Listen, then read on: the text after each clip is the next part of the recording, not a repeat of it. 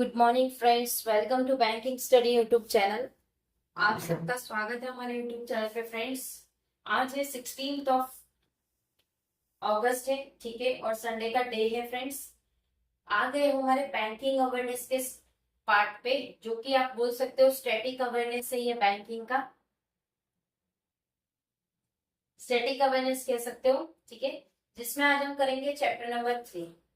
So I hope आप सभी लोग अच्छे होंगे और अच्छे से आप सभी की स्टडीज चल रही होगी और आप लोग इसे डेली बेसिस पे फॉलो कर रहे हो, ठीक है, क्लियर है।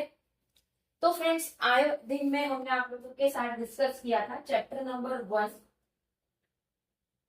चैप्टर नंबर 1 था जो किसके रिगार्डिंग था, व्हाट इज बैंकिंग, और उसके हिस्ट्री के रिगार्डिंग था। Types of banking in India जो चैप्टर नंबर 2 था।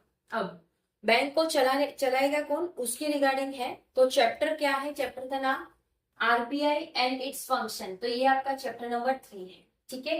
डिटेल में पढ़ेंगे पूरी क्लास, अच्छे से ध्यान से सुनिएगा, एक एक चीजें अच्छे से बताएंगे, क्या क्या चीजें हैं क्या क्या नहीं, ठीक है। तो प्लीज ध्यान से अपना क्लास को सुनिएगा, ठीक है। क्लियर है सभी को? ओके, चलिए एक minute. Yes, so all about the formation of RBI, all about the formation of RBI, what is RBI, क्या है RBI, ठीक है। सो RBI is the central bank of India. RBI एक वो है जो कि पूरे बैंक का बैंक है, ठीक है। जैसे हर चीज की कोई ना कोई होते हैं बड़े, तो RBI is the central bank of India, ठीक है। It is also known as the bankers bank. इसको क्या कहा जाता है, बैंकर्स बैंक भी कहा जाता है, राइट। अभी ध्यान से एक एक चीज सुनना फ्रेंड्स, ठीक है, एक एक चीज ध्यान से सुनिएगा। क्या है, the origin of RBI can be trace to 1962। जो भी ओरिजिन है आरबीआई का वो ट्रेस किया जाएगा 1926 से, जब royal commission, when the royal commission of Indian currency and finance, जिसमें रॉयल कमीशन जो कि इंडियन करेंसी और फाइनेंस की थी, is also known as the Hilton Young commission. तो ये कमीशन याद रखिएगा, हिल्टन यंग कमीशन, जो रिकमेंड कर रही थी creation of central bank for India. किसके लिए, सेंट्रल बैंक ऑफ इंडिया के लिए, जो सेपरेट कर रहा था कंट्रोल करेंसी और जो credit from the government and to augment banking facility throughout the country. तो पूरी बैंकिंग फैसिलिटी के लिए ये चीजों को किया गया, ठीक है। सो कौन सी चीज आपको याद रखनी है, जो मैंने आपको कहा, हिल्टन कमीशन, रॉयल कमीशन जो कि इंडियन करेंसी की थी वो, ठीक है, क्लियर है। आरबीआई एक्ट ऑफ 1934, जो कि आरबीआई का एक्ट है 1934 का, जो इस्टेब्लिश कर रही है reserve bank and it stated its operation in 1935। 1934 में आरबीआई इस्टेब्लिश हुआ था रिजर्व बैंक की तरफ से, और उसको स्टार्ट किया गया उसके operation 1935। The central office of the reserve bank was initially establish in Kolkata. तो जो सेंट्रल ऑफिस था रिजर्व बैंक का, वो इनिशियली इस्टेब्लिश कहाँ हुआ था, कोलकाता में, but was permanently move to Mumbai in 1937। और वो चीज को मूव कर दिया गया था कब फ्रेंड्स, 1937, ठीक है। आप एक एक चीज ध्यान से सुनिए, पूरी क्लास आप सुनेंगे, बहुत ही ज्यादा अच्छा लगेगा आप लोगों को कि वाह कितना अच्छा बैंकिंग अवेयरनेस और स्टेटिक अवेयरनेस है, ठीक है। कुछ पॉइंट्स की जरूरत नहीं है लिखने की, आपको कुछ जरूरत नहीं है, जो मेन चीजें वो बोर्ड पे लिखा है, ठीक है। बाकी जो आपको पढ़ा है वो आप सुनिएगा, ठीक है।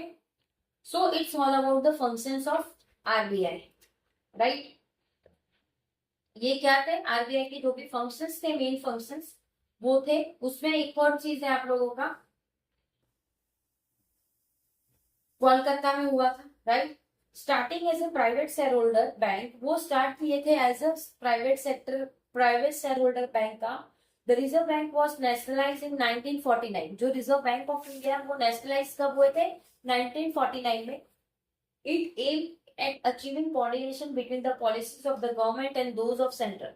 तो उनका जो एम था वो एक अचीवमेंट का था, जो कि कोऑर्डिनेशन होगा पॉलिसीज का और जो गवर्नमेंट का है सेंट्रल का वो, ठीक है, क्लियर है, राइट। अब origins of the origins of the reserve bank of India. Reserve bank के ओरिजिन्स, क्या क्या ओरिजिन्स है? सो ये पूरे आपको दिए हैं ईयर वाइज, हम एक एक चीज पढ़ेंगे। बट एक सबसे पहला नाम लिखे आपको 1926 में the royal commission, as usual हमने आपको इसमें भी बताया, the royal commission on Indian currency and finance recommended creation of central bank for India. तो जो भी रॉयल कमीशन थे जो कि इंडियन करेंसी के थे, ठीक है, इंडियन करेंसी के थे, जो फाइनेंस के रिकमेंड कर रहे थे क्रिएशन, जो कि सेंट्रल बैंक के थे। राइट, क्लियर है? अब सेकेंड है 1927। सेकेंड क्या कौन सा है? 1927, right. 1927, a bill to give effect to the above recommendation was introduced in the Legislative Assembly but was lately withdrawn due to lack of agreement among various sections of people. तो ये जो bill था जो effect कर रहा था, जो उसके दूसरे रिकमेंडेशन थे उसके हिसाब से वो इंट्रोड्यूस हुआ था और वो लेजिस्लेटिव असेंबली था, बट उसको बाद में विड्रॉ कर दिया गया। ये 1927 का जो था, आप लोगों का जो ओरिजिन था उसको निकाल दिया गया था, क्योंकि बहुत सारे उसमें दिक्कतें आ रही थी पीपल्स के बीचों में, ठीक है, राइट।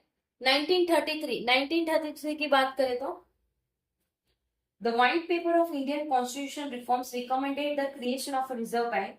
जो एक व्हाइट पेपर का जो इंडियन कॉन्स्टिट्यूशनल रिफॉर्म करता है, रिकमेंड क्रिएशन जो कि रिजर्व बैंक का है, और fresh was introduce in the legislative assembly, और इस चीज को फ्रेशली इंट्रोड्यूस किया था 1933 में, राइट, ओके। 1934 में क्या किया था? The bill was pass and receive the governor general's assent. जो बिल था वो पास हुआ था और उसको रिसीव किया था कहां से?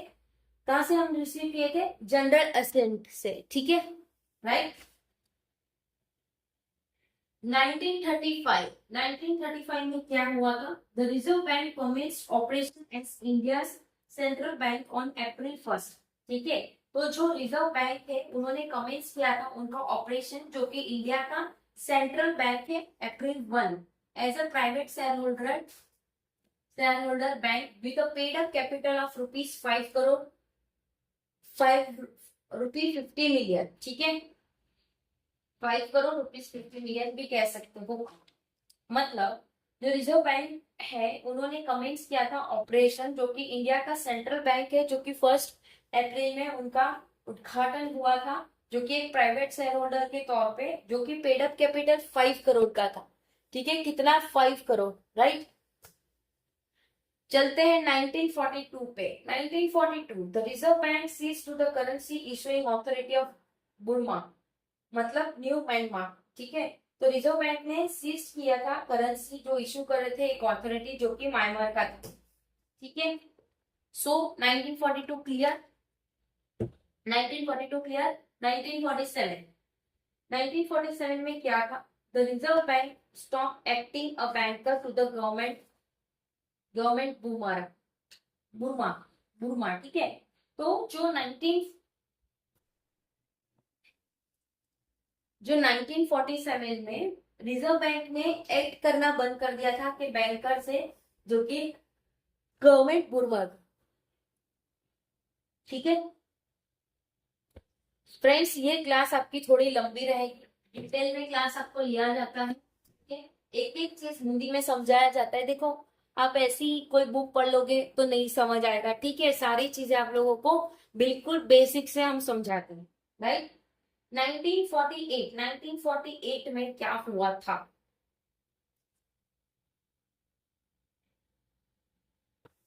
बैंक ने अपनी जो सर्विसेज है वो स्टॉप कर दी गई थी। किसको? जो बैंक, हमारे बैंक जो है वो पाकिस्तान में भी उनको सर्विस प्रोवाइड कर रहा था, ठीक है, पाकिस्तान में भी सर्विस सारी प्रोवाइड हो रही थी, लेकिन 1948 से उन्होंने ये सर्विस को स्टॉप कर दी थी, ठीक है, क्लियर है।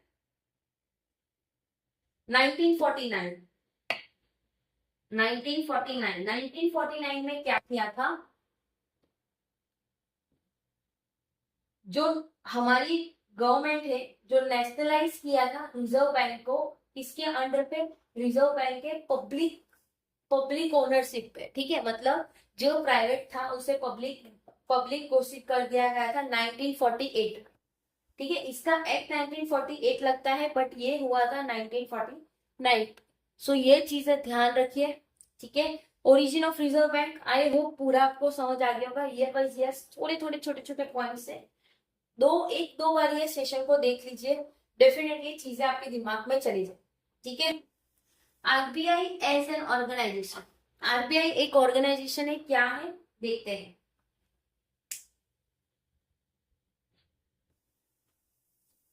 जो भी इसके सेंट्रल बोर्ड ऑफ डायरेक्टर है वो टॉप है किसके, रिजर्व बैंक के ऑर्गेनाइजेशन स्ट्रक्चर पे। वो अपॉइंटेड हुए हैं गवर्नमेंट के प्रोविजन के, जो कि रिजर्व बैंक के एक्ट के 1934 के तहत पे है। The governor is the reserve bank chief executive, जो भी गवर्नर है वो एक चीफ एग्जीक्यूटिव है। It is supervise and direct the affair and business of the RBI, तो वो सुपरवाइज होगा, ठीक है, वो चीजें सुपरवाइज होगी और डायरेक्ट अफेयर करेगी बिजनेस की, जो कि आरबीआई की है। The management team also include deputy governor and executive director, तो जो भी मैनेजमेंट है, जो मैनेजमेंट टीम है वो इंक्लूड करती है डेप्यूटी गवर्नर, ठीक है, और जो भी एग्जीक्यूटिव गवर्नर है उनको, राइट, क्लियर है। द सेंट्रल गवर्नमेंट नॉमिनी 14 के डायरेक्टर का नॉमिनेट किया था ऑन द सेंट्रल बोर्ड पे पूरे। मतलब इसमें क्या होता है, देखो एक कंपनी है, मतलब एक बैंक है, ठीक है, उसमें अब ये बैंक ऐसी बैंक है जो दूसरे बैंक को संभालती है, ठीक है, उनको पूरे हैंडल करती है सारी चीजें। तो उसमें जो हमें रिक्रूट करने होंगे उसके लिए कितना बड़ा प्रोसीजर होगा, ठीक है।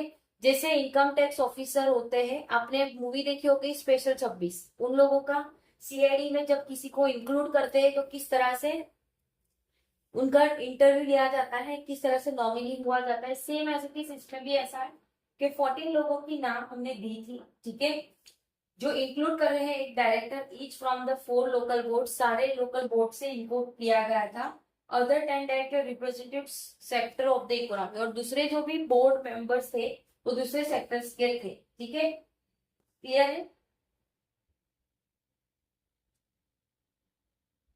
और ये जो भी अपॉइंटमेंट होते हैं आपके वो 4 साल के होते हैं अपॉइंटमेंट, ठीक है। Government also nominate one government official as a director representative to the government.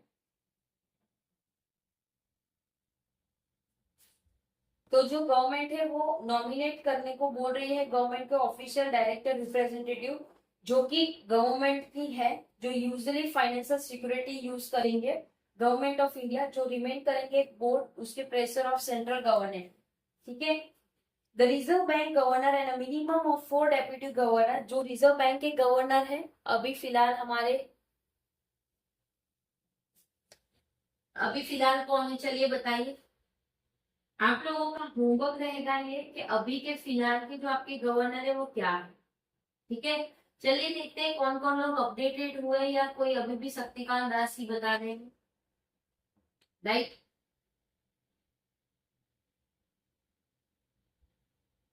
अभी भी लोग शक्तिकांत दास ही बता रहे हैं।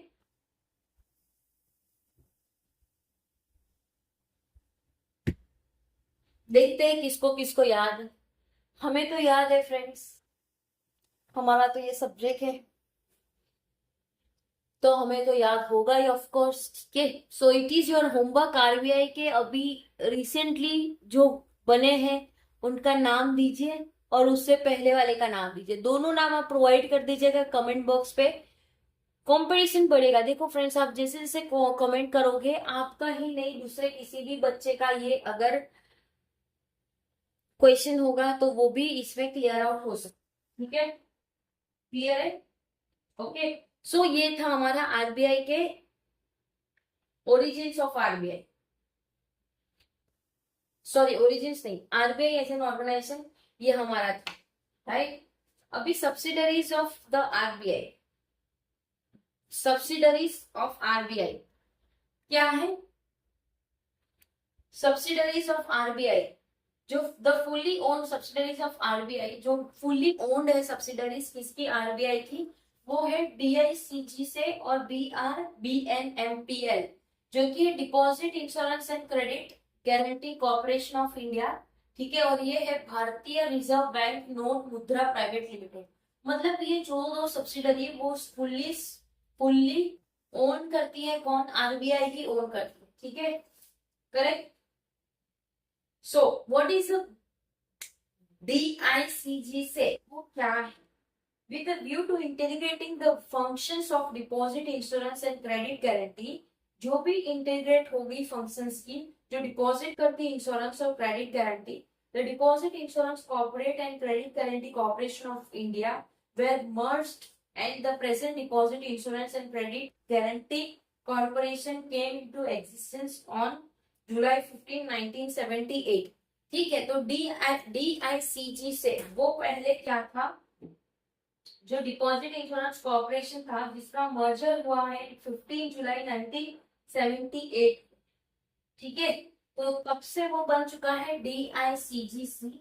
Okay, it was establish under the act 1961, ये इसका जो एक्ट है 1961 का है, ठीक है। It insurance all deposit such as saving, fix, current and recurring deposit. उसका जो मेन फंक्शन है क्या है वो देखते हैं। उसकी जो भी इंश्योरेंस है सारी डिपॉजिट की होगी, जैसे कि सेविंग अकाउंट हो गया, आप लोगों का सेविंग अकाउंट हो गया, फिर सेकेंड आप लोगों का फिक्स डिपॉजिट हो गया, करंट हो गया, रिकरिंग डिपॉजिट हो गया, जो भी eligible banking accept some deposit, जो कि कुछ डिपॉजिट इसमें एक्सेप्ट नहीं करते, यही सारी चीजें इसमें एक्सेप्ट की जाती है, तो उनका इंश्योरेंस, ठीक है।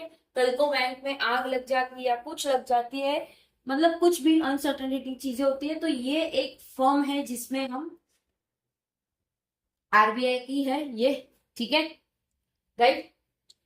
सेकेंड, भारतीय रिजर्व बैंक नोट मुद्रा प्राइवेट लिमिटेड, आरबीआई ने स्टैब्लिश किया था बीआरबीएनएमपीएल को, ठीक है, कब 1995 में, कब, फरवरी में किया गया था, ठीक है, जो कि वो पूरा ओन था सब्सिडरी, जो कि एग्रीमेंट था, जो कि प्रोडक्शन कर रहा था बैंक के नोट का पूरे इंडिया में, and to enable brigading in the gap between supply and demand for bank note in the country. मतलब सप्लाई और डिमांड, जैसे बैंक नोट की जो डिमांड और सप्लाई है वो कम नहीं होनी चाहिए, ठीक है।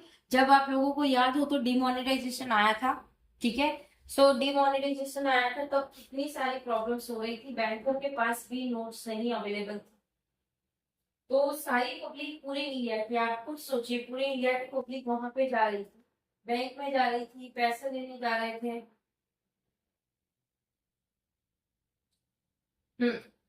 पैसे लेने जा रहे थे, ठीक है। 2016 की बात है ये, अगर किसी को याद हो तो डिमोनेटाइजेशन कब हुआ था, रात का टाइम था, नरेंद्र मोदी जी ने कहा था कि 2000 एंड 1000 की जो नोट है और जो 500 की पुरानी नोट है वो नहीं चलेगी, सॉरी 2000 में 500 एंड 1000 की थी, राइट, हाँ 500 एंड 1000 की थी,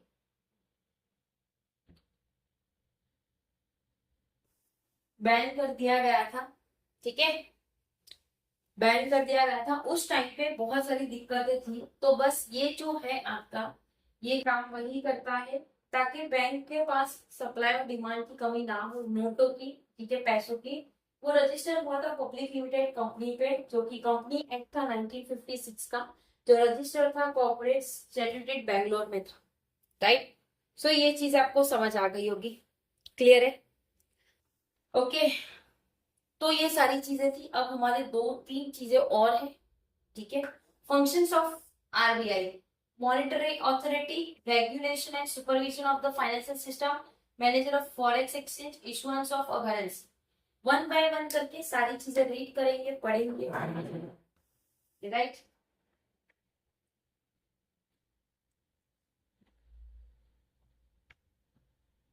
सारी चीजें हम बताएंगे, ठीक है, चलिए।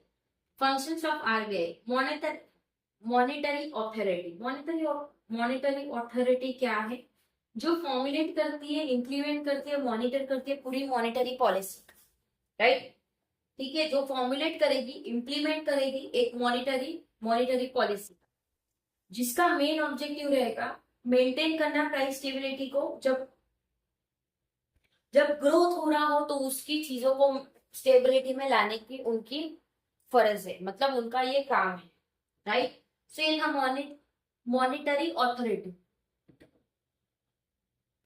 Right. Regulate and supervision of financial statement, उनका क्या काम है वो देखते हैं। क्या काम होगा?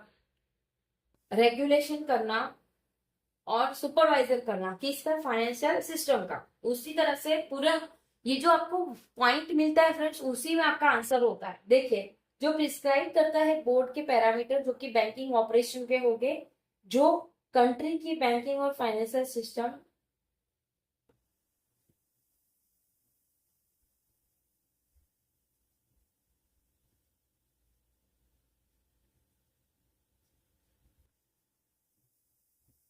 ठीक है। सो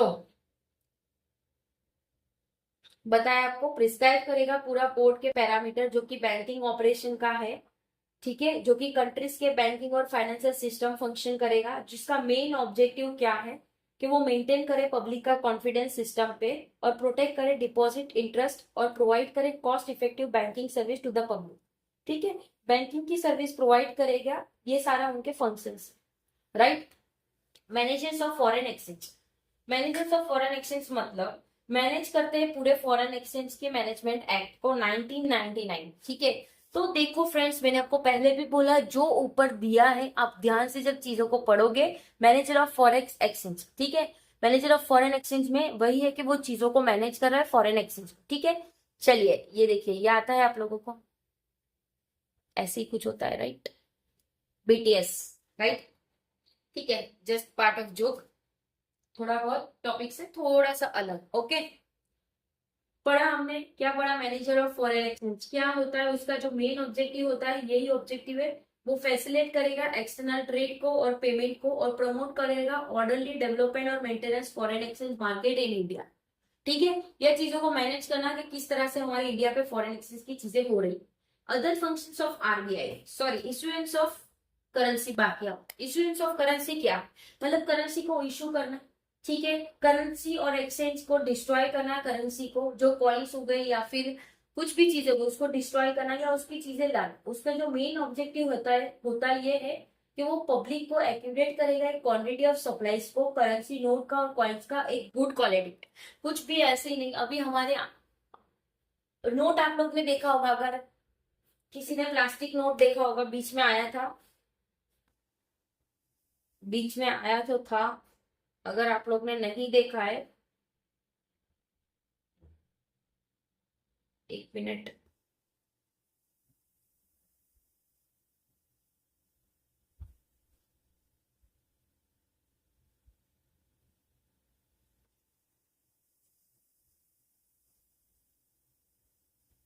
दो मिनट फ्रेंड्स, कहीं पे कुछ कुछ आर्टिकल आया था 10 और 20 का, दिखा देते अगर दिख रहा हो कहीं पे, आर्टिकल तो था, हमको देखने को मिला तो था,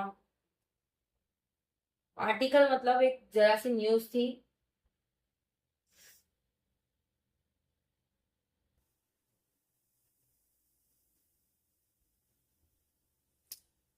फिलहाल के लिए है नहीं, अभी जब दिखेगा दोबारा आएगा तो डेफिनेटली बताया जाएगा, ठीक है। सो यही चीजें होंगी, अच्छी क्वालिटी के गुड्स प्रोवाइड करें, ठीक है। चलिए, other functions of RBI, other functions of RBI, क्या फंक्शंस है आरबीआई के? आरबीआई सपोर्ट करता है एक परफॉर्मेंस फंक्शन को सपोर्ट करने के लिए, जो कि नेशनलाइज ऑब्जेक्टिव्स है उनका, ठीक है, जो भी पूरे नेशनलाइज है उनको परफॉर्म करने का, ठीक है। Bankers to the government,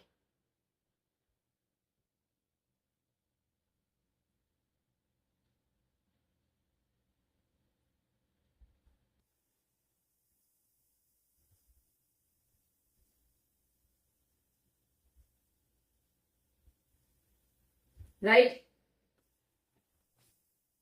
other functions में क्या है उनके? परफॉर्म करती है मर्चेंट बैंक फंक्शन, जो कि सेंट्रल और स्टेट गवर्नमेंट को भी वो एक्ट करती है बैंकर के तौर पे, वो मेंटेन करती है बैंकिंग अकाउंट पूरे सेंट्रल बैंक, ठीक है। सो ये है other functions of RBI. What is financial supervision by RBI with the help of BFS? RBI perform करता है फंक्शंस फाइनेंशियल सुपरविजन का, जो कि एक गाइडेंस होगा बोर्ड ऑफ फाइनेंशियल सुपरवाइजर का, जो कॉन्स्टिट्यूट नवंबर 1994 के तहत पे है। ठीक है, जो कि कमेटी है सेंट्रल बैंक डायरेक्टर की, जो कि सेंट्रल बैंक ऑफ इंडिया की है। उनकी जो ऑब्जेक्टिव है वो अंडरटेक करती है कंसोलिडेट सुपरविजन, जो कि फाइनेंशियल सेक्टर की कंपैरिजन कमर्शियल बैंक की है और फाइनेंशियल इंस्टीट्यूट की है, जो non banking finance company provide करे। ठीक है, तो उसका मेन मुद्दा यही है कि वो कोऑपरेटिंग 4 डायरेक्टर्स के साथ तौर पे चलती है। सेंट्रल बोर्ड एक मेंबर होता है उनके 2 इयर्स के लिए, जो कि चेयर बाय द गवर्नर। ठीक है, जो कि गवर्नर ही ये सारी चीजें चूज करेंगे, राइट। इसके एमसीक्यूज अगर आपको चाहिए तो फ्रेंड्स प्लीज एक बार कमेंट बॉक्स में डाल दीजिएगा। ठीक है, इसको जैसे जैसे चैप्टर्स हो गए तो उसके बाद आप लोगों को अगर क्लासेस चाहिए एक एक्स्ट्रा जिसमें आपके क्वेश्चंस बन सके, तो वो डेफिनेटली आप लोगों को प्रोवाइड किया जाएगा। बस आपके कमेंट होने चाहिए क्लासेस के नीचे। ठीक है, ओके। अब कुछ इंपॉर्टेंट पॉइंट्स है आरबीआई के रिगार्डिंग, वो सेकंड लास्ट में दिया हुआ है, चेक कर सकते हो क्या है। उसके पास टोटल 27 रीजनल ऑफिस है, जिसमें से स्टेट कैपिटल, जिसमें से सभी जगह स्टेट कैपिटल है, और 4 सब ऑफिस है। ठीक है, द 5 ट्रेनिंग इस्टेब्लिशमेंट, जो भी 5 ट्रेनिंग इस्टेब्लिशमेंट है, 2 namely college of agriculture banking and reserve bank of India staff college of part of the reserve bank, जो कि 2 कॉलेज है एग्रीकल्चर बैंकिंग का, जो रिजर्व बैंक के इंडिया का स्टाफ कॉलेज है, जो कि एक पार्ट है रिजर्व बैंक का। ठीक है, जो दूसरे ऑटोनॉमी है जैसे कि national institute of bank management, दूसरा Indira Gandhi institute for development research, और जो इंस्टीट्यूट करेगी डेवलपिंग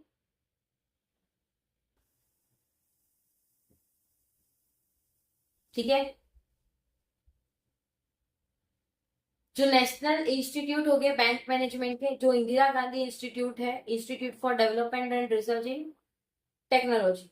ये थे दूसरे important functions. Last, the act of administration by reserve bank. ठीक है, तो reserve bank of India act हुआ था 1934 में, जिसका पब्लिक डेप्थ था 1944, गवर्नमेंट सिक्योरिटी 2006 से आई। उनकी जो रेगुलेशन एक्ट थी 1949 की थी, फॉरेन एक्सचेंज मैनेजमेंट की एक्ट थी 1999, सिक्योरिटाइजेशन एंड रिकंस्ट्रक्शन ऑफ